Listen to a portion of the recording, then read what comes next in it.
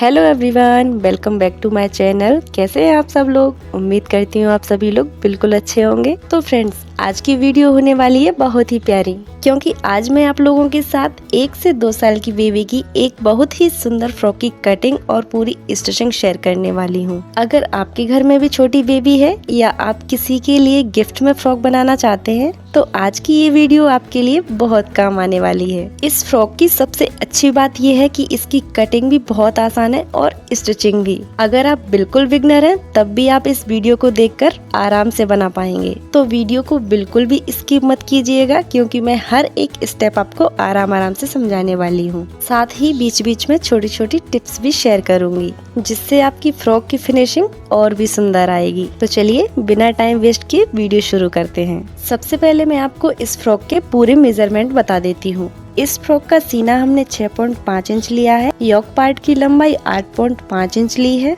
और फिटिंग के लिए 5.5 इंच पर मार्क लगाएंगे। गले की विड्थ 2 इंच रखी है और गले की डेप्थ हमने 3 इंच रखी है। बाकी सारे मेजरमेंट आपको वीडियो में करते करते आराम से समझ में आ जाएंगे। तो सबसे पहले मैं यहाँ पर अपनी लाइनिंग यानी अस्तर ले रही हूँ। ध्यान रखिए, किसी भी लाइनिंग वाली फ्रॉक में सबसे पहले लाइनिंग की कटिंग कर लेना सबसे अच्छा रहता है, क्योंकि बाद में उसी को रखकर ऊपर वाले फैब्रिक की कटिंग कर लेते हैं, जिससे दोनों पीस बिल्कुल सेम आते हैं। अब सबसे पहले कपड़े को अच्छे से फोल्ड कर लीजिए। यहाँ पे मैं एक छोटी सी टिप देना चाहूंगी।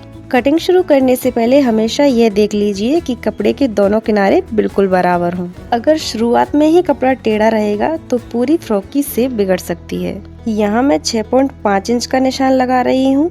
अब ऊपर से 8.5 इंच पर योक पार्ट की लंबाई का मार्क लगा लेंगे। इसके बाद 5.5 इंच पर फिटिंग का हल्का सा मार्क लगा लेंगे। अब गला बनाएंगे। ऊपर से 2 इंच की विड्थ लेंगे और नीचे की तरफ 3 इंच की डेप्थ लेंगे और इन दोनों मार्क को मिलाकर गले की गोलाई बना देंगे। देखिए फ्रेंड्स, गला बनाते समय जल्दबाजी बिल्कुल मत कीजिए। जितनी साफ गोलाई बनेगी, पहनने के बाद फ्रॉक उतनी ही सुंदर दिखेगी। अब कंधे की हल्की सी स्लोप देंगे। अब जो हमने 5.5 इंच पर फिटिंग का मार्क लगाया था, वहाँ से हल्का सा शेप देते हुए योक पार्ट तैयार कर लेंगे। अब एक बार पूरी मार्किंग को ध्यान से देख लीजिए। अगर सब कुछ ठीक लग रहा है तभी कटिंग कीजिए।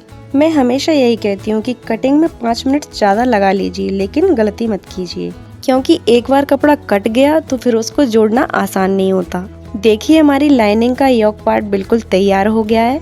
अब हम मेन फैब्रिक की कटिंग करेंगे और इसी कटे हुए पीस को मेन फैब्रिक के ऊपर रखेंगे। दोनों कपड़ों को अच्छी तरह बराबर मिलाकर रखिए ताकि कटिंग बिल्कुल सेम आए। अब इसी लाइनिंग की अकॉर्डिंग मेन फैब्रिक की कटिंग कर लेते हैं। देखिए फ्रेंड्स, अब लाइनिंग और मेन फैब्रिक के दोनों योक पार्ट तैयार हो चुके हैं। अब बारी आती है फ्रॉक के घेरे की। घेरा बनाने के लिए कपड़े को अच्छे से फोल्ड करेंगे।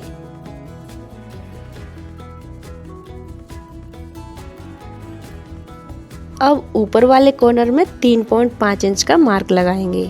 यही हमारी ऊपर की गोलाई रहेगी। अब नीचे की तरफ 10 इंच का निशान लगाएंगे और अब इन दोनों मार्क को गोलाई में मिलाकर पूरे घेरे की कटिंग कर देंगे। कटिंग करते समय ध्यान रखिए कि कैंची को झटकों में मत चलाइए। आराम से लगातार कटिंग कीजिए, इससे गोलाई बहुत साफ आती है।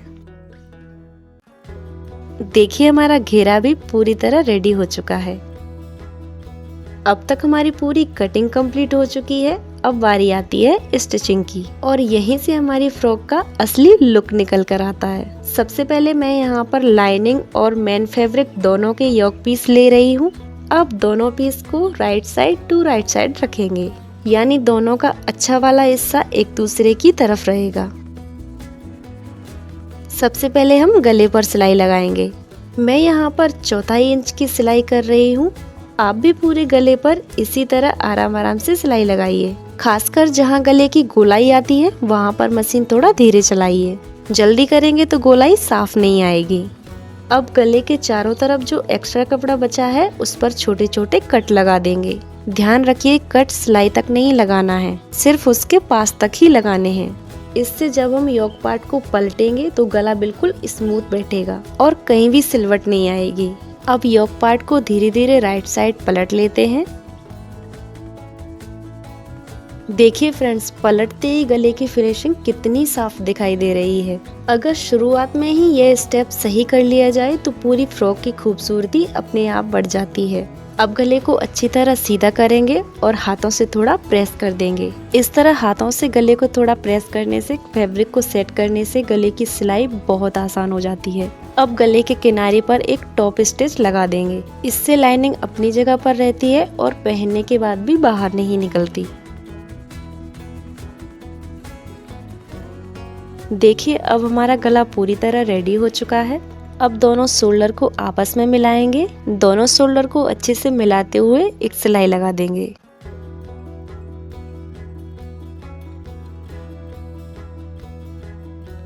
स्टिच लगाने के बाद सिलाई को खोलकर एक बार जरूर देख लीजिए कि दोनों शोल्डर बराबर हैं या नहीं। अगर यहाँ थोड़ा सा भी फर्क रह गया तो पहनने के बाद फिटिंग पर असर पड़ सकता है।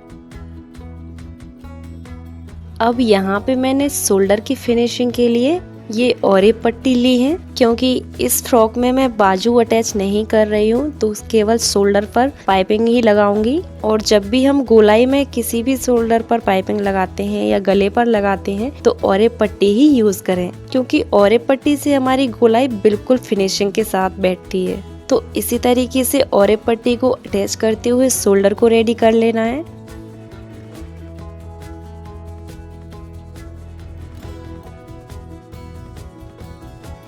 अब हमारा योक पार्ट लगभग तैयार है। अब बारी आती है घेरे की। सबसे पहले लाइनिंग वाले फैब्रिक को और मेन फैब्रिक को अच्छी तरीके से सेट करना है।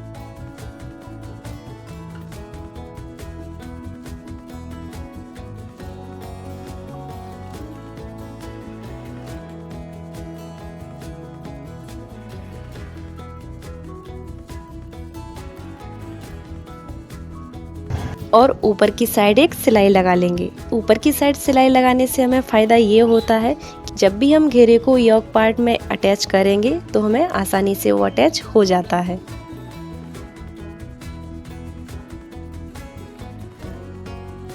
तो सिलाई हमने लगा ली है। अब सबसे जरूरी स्टेप आता है, यानी योक पार्ट और घेरे को आपस में ज्वाइन करना। अब घेरे को योक पार्ट के बराबर एडजस्ट करेंगे। जब चारों तरफ बराबर हो जाए तब पिन लगा दीजिए या हाथ से पकड़कर आराम से पूरी गोलाई में एक सिलाई लगा दीजिए।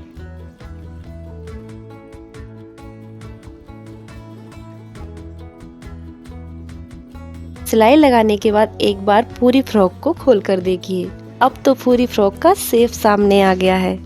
यकीन मानिए फ्रेंड्स, यहीं तक आते आते आधा काम पूरा हो जाता है। अब बस थोड़ी सी फिनिशिंग और बाकी है और हमारी फ्रॉक पहनने के लिए पूरी तरह तैयार हो जाएगी। अब हमें घेरे की किनारी को फोल्ड कर लेना है।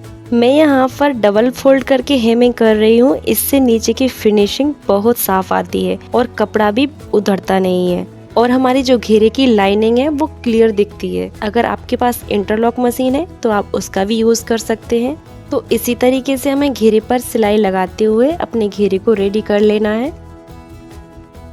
तो फ्रेंड्स, फाइनली हमारा घेरा रेडी हो चुका है। तो चलिए अब हम आखिरी स्टेप की तरफ बढ़ते हैं, जहां हम फ्रॉक को एकदम साफ और प्रोफेशनल फिनिशिंग देंगे। स्टिचिंग में हर आउटफिट की फिटिंग परफेक्ट आना चाहिए, क्योंकि अगर फिटिंग सही होगी तो उसका लुक भी परफेक्ट लगेगा और दिखने में भी वो आउटफिट बहुत प्यारा लगता है। तो हमने दोनों तरफ फिटिंग की सिलाई लगा ली है। अब जहाँ जहाँ सिलाई की है वहाँ अगर जरूरत लगे तो एक्स्ट्रा धागे को काट दीजिए और एक बार पूरी फ्रॉक को ध्यान से देख लीजिए कि कहीं कोई जगह छूटी तो नहीं। अगर सब कुछ सही है तो पूरी फ्रॉक पर अच्छी सी एक प्रेस कर लीजिए। आउटफिट को सुंदर बनाने के लिए केवल स्टिचिंग ही काफी नहीं होती, अच्छी प्रेस भी पूरे आउटफिट का लुक बदल देती है। प्रेस करने के बाद कपड़ा बहुत साफ, सेट और प्रोफेशनल दिखाई देता है।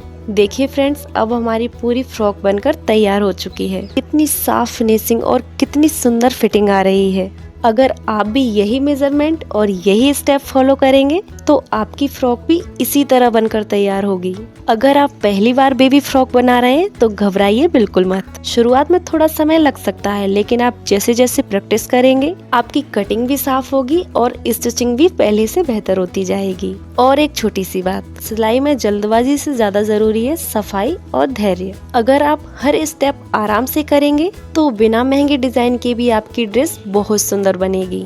मुझे उम्मीद है कि आज की यह पूरी कटिंग और स्टिचिंग आपको अच्छे से समझ आई होगी। अगर वीडियो पसंद आई हो और आपको कुछ नया सीखने को मिला हो तो वीडियो को लाइक जरूर कीजिए। आपके मन में इस फ्रॉक से जुड़ा कोई भी सवाल है तो मुझे कमेंट करके जरूर बताइए। मैं आपके सवाल का जवाब देने की पूरी कोशिश करूंगी। और अगर आप सिलाई सीखना चाहते हैं या घर बैठे नए नए डिजाइन बनाना चाहते हैं तो हमारे चैनल को सब्सक्राइब करना बिल्कुल मत भूलिए। अगर आपको भी मेरी तरह मेहनत पर भरोसा है तो जुड़े रहिए हमारे साथ। मैं मिलती हूँ आपसे अगली वीडियो में एक और खूबसूरत डिजाइन या स्टिचिंग आइडियाज के साथ। Thank you so much for watching. Bye bye.